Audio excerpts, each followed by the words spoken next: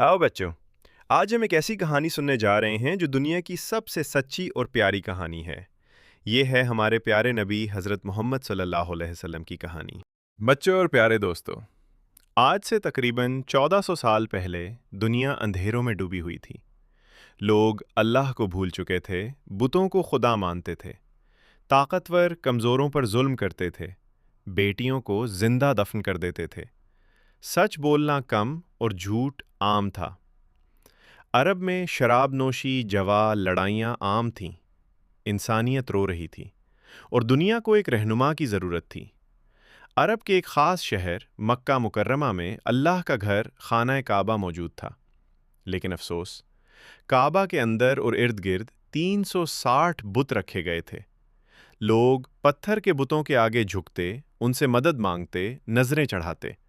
हालांकि ये बुत न सुनते थे, न बोलते थे, न किसी को फ़ायदा या नुकसान पहुंचा सकते थे। उसी ज़माने में यमन का एक बादशाह था जिसका नाम अब्रहा था। वो बहुत मगरूर था। उसने यमन में एक बड़ा इबादत खाना बनवाया और चाहा कि लोग काबा के बजाय वहाँ इबादत करने आएं। लेकिन लोग फिर भी काबा ही की तरफ जाते रहे। ये बात अब्रहा को बहुत नागवार गुजरी। उसने गुस्से में आकर अल्लाह के घर काबा पर हमला करने का फैसला किया। अब्रहा एक बड़े लश्कर के साथ मक्का की तरफ रवाना हुआ। उसके लश्कर में हाथी भी शामिल थे। लोग बहुत खौफजदा हो गए और किसी में उसका मुकाबला करने की ताकत ना थी। लेकिन अल्लाह ताला ने अपने घर की खुद हिफाजत फरमाई। जब अब्रहा का लश्कर काबा के करीब पहुंचा तो आसमान से छोटे छोटे परिंदे आए। उन परिंदों ने अल्लाह के हुक्म से अब्रहा के लश्कर को नाकाम बना दिया। यूं अल्लाह ताला ने ये दिखा दिया कि वही सबसे ताकतवर है और उसके घर की हिफाजत कोई नुकसान नहीं पहुंचा सकता।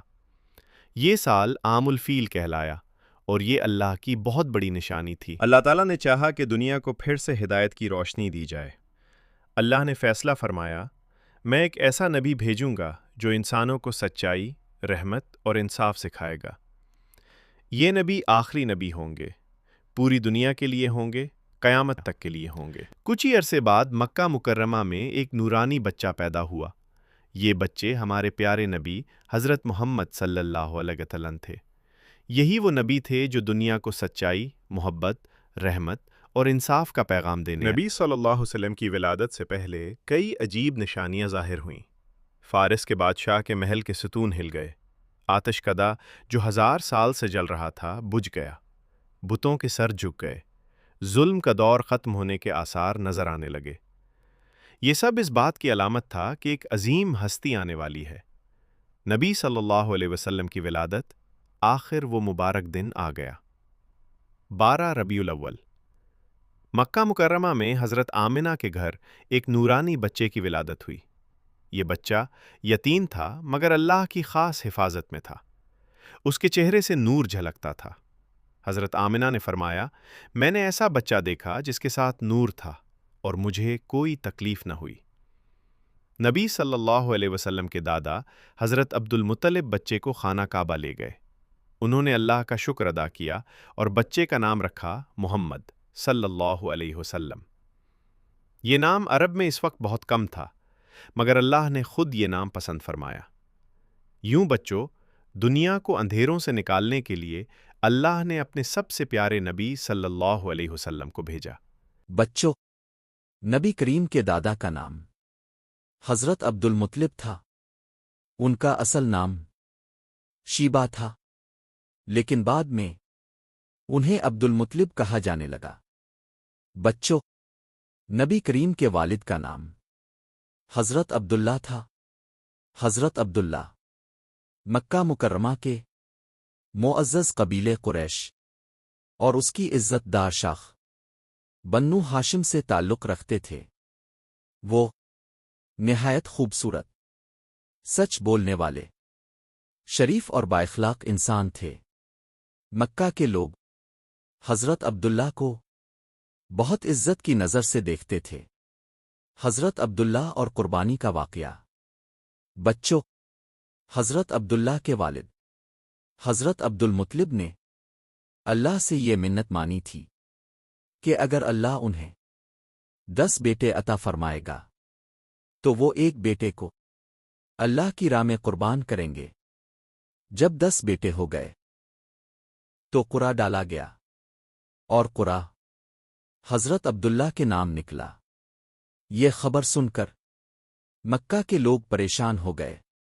آخرکار یہ فیصلہ ہوا کہ حضرت عبداللہ کی جگہ 100 اونٹ قربان کیے جائیں۔